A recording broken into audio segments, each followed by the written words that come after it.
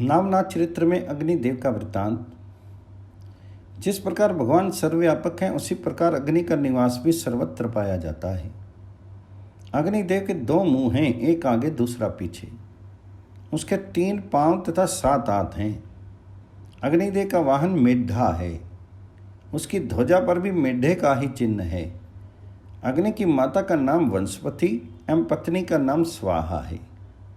ये वहनी के अधिष्ठाता देवता हैं। एक बार इंद्र के कहने पर अग्निदेव ब्राह्मण का वेश धारण करके शिवजी के समीप जा पहुँचे तथा भिक्षाम देहि कहते हुए खड़े रहे। उस समय शिवजी पार्थ जी के साथ विहार कर रहे थे। अतिथि को द्वार पर आया हुआ देखकर शिवजी का तेज गिरा। उस तेज को किसी के द्वारा धारण करना आवश्यक था, इसलिए अग्निदेव उसे स्वयं ही पी गए। परंतु अग्निदेव उस तेज को सहन नहीं कर सके अतः उन्होंने जो गंगा में पटक दिया। उस तेज के द्वारा स्वामी कार्तिकेय का जन्म हुआ। स्वामी कार्तिकेय देवताओं के प्रधान सेनापति बने। उन्होंने युद्ध क्षेत्र में राक्षसों का संहार करके देवताओं की रक्षा की। एक बार अग्निदेव ब्राह्मण का वेश बना करके जमुना नदी के तट पर जा पहुंचे। उस समय वहां भगवान श्री कृष्ण अर्जुन के साथ भ्रमण कर रहे थे। ब्राह्मण रूपी अग्नि ने श्री कृष्ण तथा अर्जुन के पास पहुंचकर ये कहा है, प्रभु मैं अग्नि हूँ।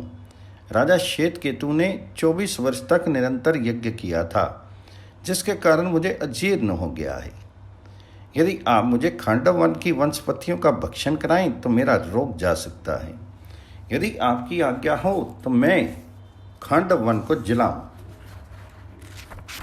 खांडव वन देवताओं के स्वामी इंद्र का है। उसमें इंद्र का मित्र तक्षक नाग अपने परिवार सहित निवास करता था। उसके भय के कारण अग्नि उस वन में प्रवेश नहीं कर सकता था। इसलिए अग्नि ने श्री कृष्ण और अर्जुन से अपनी रक्षा का आश्वासन प्राप्त करने के लिए यह मांग की थी। अर्जुन ने अग्नि को खांडव वन जलाने की आज्ञा दे दी। अग्नि ने जब खांडव वन को जलाना आरंभ किया उस समय इंद्र ने आकर अर्जुन के साथ युद्ध छेड़ दिया। युद्ध में इंद्र की पराजय हुई। अग्नि का अजीर्ण रोग दूर हो गया। खांडव वन को भस्म करने के उपरांत अग्नि ने प्रसन्न होकर अर्जुन को गांडीव नामक धनुष, अक्षय तुनीर तथा विजय रथ ये 3 वस्तुएं भेंट में थी।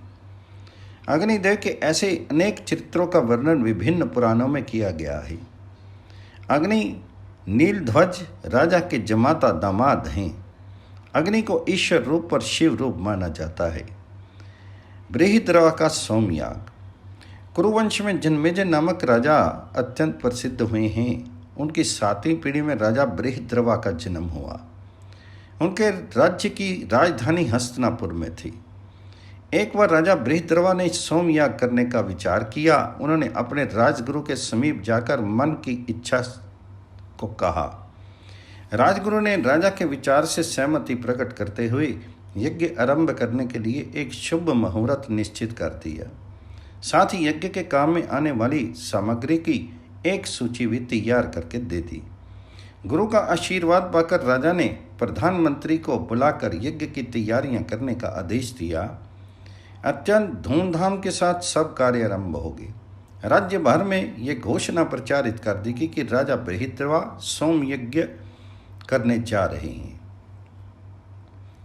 इस प्रकार को पाकर प्रजा में प्रसन्नता की लहर दौड़ गई। यज्ञ के अनुरूप विशाल मंडप तथा वेदी का निर्माण किया गया। ऋत्विक, ब्रह्मचारी, ब्राह्मण, साधु, संत, ऋषि मुनि, राजा महाराजा तथा अन्य वर्गों के स्त्री पुरुष यज्ञ में भाग लेने के लिए यथा समय उपस्थित हुए। शुभ मुहूर्त में यज्ञ आरंभ हुआ। चारों ओर वेद मंत्रों की ध्वनियां गूंजने लगी। यज्ञ कुंड में अग्नि नारायण प्रकट हुए। काम दहन के समय शिवजी के तेज का अग्निदेव ने जब पान किया था उसे उन्होंने कुछ समय बाद गंगा में पटक दिया था और उसके बाद स्वामी कार्तिकेय का जन्म हुआ। ये बात पहले बताई जा चुकी है। उसी तेज का कुछ अंश अग्निदेव के उदर में बाकी था। राजा बृहद्रवा के सोमयाग के समय अग्निदेव के उदर स्थित उस तेज में अंतरिक्ष नारायण ने प्रवेश किया। अग्निदेव ने उस गर्भ को यज्ञ के कुंड में पटक दिया। यज्ञ कुंड में पड़ा हुआ वह तेज परिपक्व होता रहा। पूर्ण आहुति दिए जाने के उपरांत यज्ञ कुंड की भस्म एकत्र करने वाले ब्राह्मणों ने जब कुंड में हाथ डाला तो उस कुंड की भस्म के भीतर दबा हुआ बालक उनके हाथ का स्पर्श पाते ही रोने लगा। ब्राह्मणों ने उस बालक को बाहर निकाल दिया। उस परम तेजस्वी दिव्य स्वरूप वाले बालक को देख करके सब लोग आश्चर्य करने लगे कि अग्नि कुंड की प्रज्वलित अग्नि के भीतर ये बालक जीवित कैसे किस तरह बना रहा। यज्ञ कुंड के भीतर से अयोनित जीवित बालक के निकलने का समाचार पल भर में ही चारों ओर फैल गया। दूर दूर से स्त्री पुरुष उस दिव्य बालक के दर्शन करने के लिए यज्ञ मंडप में पहुंचने लगे। ब्राह्मणों ने उस बालक को अग्निदेव द्वारा समर्पित यज्ञ की प्रसादी के रूप में अनुभव किया और उसे राजा बृहद्रवा को सौंप दिया। राजा बृहद्रवा उस बालक को पाकर अत्यंत प्रसन्न हुए। वे उसे अंतःपुर में ले गए। वहां उन्होंने अपनी रानी सुलोचना की गोद में बालक को देते हुए कहा, भगवान अग्निदेव ने यह बालक हमें सोमयाग की प्रसादी के रूप में दिया है। सुलोचना उस बालक को देखकर अत्यंत प्रसन्न हुई और उसे अपने हृदय से लगा लिया। उसी समय रानी के दूध की धार बहने लगी। रानी ने बालक को दुग्ध पान कराया। जब बालक का पेट भर गया तब उसे पालने में सुला दिया। थोड़ी देर बाद राजा बृहद्रवा का पुत्र मीनकेतु वहां आ पहुंचा। उसने अपने पालने में किसी अन्य बालक को लेटे हुए देखकर रानी से पूछा, हे माता, मेरे पालने में ये कौन लेटा हुआ है? तो रानी ने उत्तर दिया, हे पुत्र, ये तेरा छोटा भाई है। भगवान अग्नि नारायण ने हमें इसे देकर तुम्हारी जोड़ी बना दी है। ये सुनकर मीनकेतु अत्यंत प्रसन्न हुआ। बोला, अच्छा, इस समय तो ये सो रहा है, जब जग जाएगा तब मैं इसे खिलाने के लिए आऊँगा। पुत्र के घर आने के 10वें दिन राजा रानी ने अपने कुल गुरु को बुलाकर धार्मिक कृत्य संपन्न कराए। बालक अग्निदेव की कृपा से प्राप्त हुआ था, अतः उसका नाम जालंधर रखा गया। राजा ने उस समय प्रसन्न होकर याचकों तथा ब्राह्मणों को खूब दान दिया। बालक जलंधर नाथ चंद्रमा की कला की भांति प्रतिदिन वृद्धि को प्राप्त होने लगा। राजा रानी दोनों ही उस परम तेजस्वी सुंदर बालक को देख देख कर प्रसन्नता से भरे रहते थे और अपने भाग्य की सराहना किया करते थे।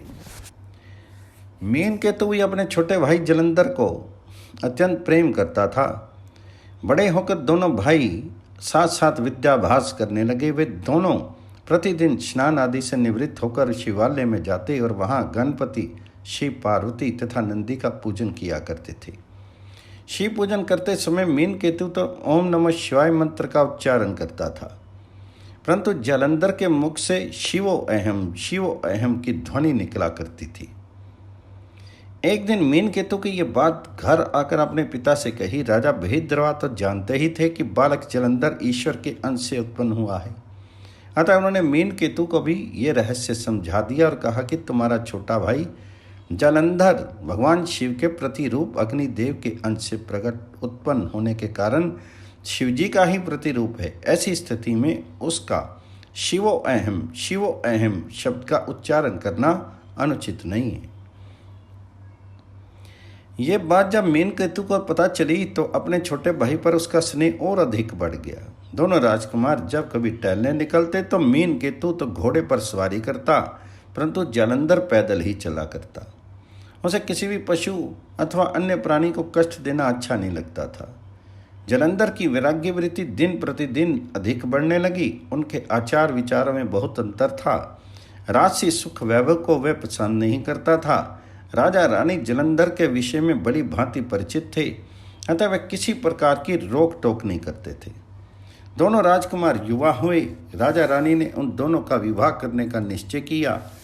प्रधानमंत्री तथा राजगुरु के जिम्मे ये काम सौंपा गया कि वे दोनों राजकुमारों के लिए उपयुक्त कन्याओं की तलाश करें। वे राजा की आज्ञा पाकर दोनों कन्याओं की तलाश करने के लिए राजधानी से बाहर चले गए। जालंधर धर्म चर्चा करने के लिए राजगुरु के घर प्रतिदिन जाया करते थे। जब राजगुरु प्रधानमंत्री के साथ कन्याओं की तलाश करने के लिए राजधानी से बाहर चले गए और बहुत दिनों तक नहीं लौटे तो एक दिन जालंधर ने अपनी माता रानी सुलोचना से पूछा, हे माता जी, आजकल राजगुरु और प्रधानमंत्री दिखाई क्यों नहीं देते? तो रानी ने उत्तर दिया, है पुत्र, वे तुम्हारे और तुम्हारे बड़े भाई के लिए कन्याएं ढूंढने के लिए गए हैं ताकि तुम दोनों का विवाह कर दिया जाए। तो जलंधर नाथ ने पूछा, हे माता, कन्या किसे कहते हैं? जिस लड़की का विवाह ना हुआ हो उसे कन्या कहा जाता है। और विवाह किसे कहते हैं?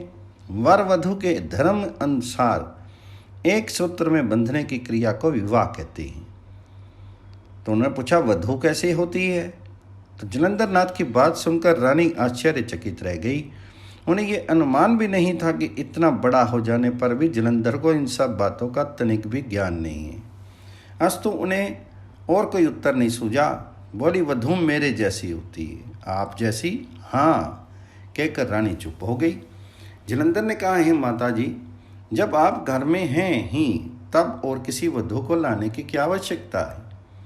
मेरे लिए तो एक ही माता बहुत है, मुझे दूसरी माता नहीं चाहिए। रानी स्तब्ध बनी रही। जलंधर वहां से हटकर राज उद्यान में जा पहुंचे। राजा बहिद्रवा के बाग का नाम गुरु उद्यान था। वह बाग बहुत बड़ा था और उसमें भांति भांति के वृक्ष तथा पौधे लगे हुए थे। मनोहारिणी लताओं, सुंदर पुष्प, कोकिल, मयूर, भ्रमर आदि के कारण वह बाग अत्यंत शोभा को प्राप्त था। जलंधर अपना अधिकांश समय उसी बाग में बिताया करते थे। वहाँ प्रकृति नदी के नटी के सुनम्य रूप को देख करके उनके हृदय में एक अद्भुत आनंद का संचार हुआ करता था। वे वहाँ किसी वृक्ष आदि के नीचे बैठकर घंटों तक भगवान जी का स्मरण तथा आत्मचिंतन किया करते थे। उस दिन राजभवन से निकलकर जलंधर बाग के एक वृक्ष के नीचे विचार मग्न बैठे हुए थे। तभी उनके कुछ बाल मित्र बाग में खेलने के लिए आ पहुंचे। उन्हें जलंधर से आग्रह किया कि वे भी उनके साथ खेल में सम्मिलित हों, परंतु जलंधर ने उसे आग्रह को अस्वीकार कर दिया और सब साथी तो लौट गए और वहाँ से कुछ दूर जाकर खेल में मग्न हो गए।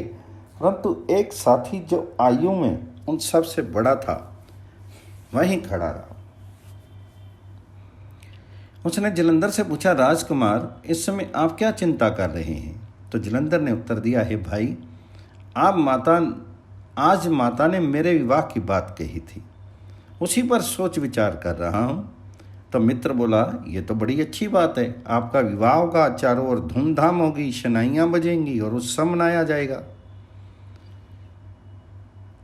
तो जलंधर कहने लगे, परंतु उसमें मेरा क्या लाभ होगा? तो उसने बोला, आपको एक सुंदर सी दुल्हन मिल जाएगी। जलंधर कहने लगे, दुल्हन का मैं क्या करूंगा? तो मित्र बोला, उससे संतानें होंगी, आप उनके पिता बनेंगे, इस प्रकार संतान की वृद्धि होगी। यह सुनकर जलंधर ने कहा, जिसके कारण इतने झंझटों में फंसना पड़े उसी विवाह को मैं नहीं करूंगा। तो मित्र ने मन में सोचा, ये तो संसारिकता से बिल्कुल अपरिचित है। इन सब बातों को सुन सुनकर जलंधर के मन में वैराग्य वृत्ति और अधिक जोर पकड़ने लगी। उसी समय उनकी दृष्टि सामने के एक पौधे पर जा टिकी। उस पौधे पर एक मकड़ी ने जाला बना रखा था। जो भी कीड़ा मकोड़ा इधर उधर से उड़कर आता वह उस जाले में फंस जाता और मकड़ी उसे चट कर जाती थी। जलंधर नाथ के मन में विचार उत्पन्न हुआ, यह संसार भी एक मकड़ी के जाले की तरह है। बाहर से यह बहुत आकर्षक दिखाई देता है, परंतु जो व्यक्ति इसमें एक बार फंस जाता है वह फिर जीवित नहीं रह पाता। अतः मुझे इसके मुंह से छूटकर आत्म कल्याण का मार्ग ढूंढना चाहिए। इस विचार के मन में आते ही जलंधर नाथ के ज्ञान चक्षु जैसे एकदम खुल गए। उन्होंने गृह त्याग का निश्चय कर लिया। वे बाग से उठे और राजभवन को ना जाकर के वन की ओर चल दिए। रात्रि होने तक जब जलंधर लौटकर घर नहीं पहुंचे तो राजा रानी को चिंता हुई। सब और उन्हें ढूंढवाया गया, परंतु कहीं पर भी पता नहीं चला। दूर दूर तक ढूंढने के लिए गए हुए सेवकों ने लौटकर यही सूचना दी, राजकुमार जलंधर नहीं मिले, पता नहीं वे कहाँ चले गए। राजा रानी ये तो जानते ही थे कि जलंधर ईश्वर के अंश अवतार हैं, अस्तु उन्हें एक और जहाँ पुत्र वियोग का दुख हुआ, दूसरी ओर अधिक आश्चर्य भी नहीं हुआ। उन्हें पहले से ही ये आशा थी कि जलंधर किसी दिन घर छोड़कर चले जाएंगे। इसलिए उन्होंने गृहस्थी के बंधन में बांधने का विचार किया था, परंतु उनके मन की इच्छा मन में ही रह गई। अंततः दोनों को संतोष करना ही पड़ा।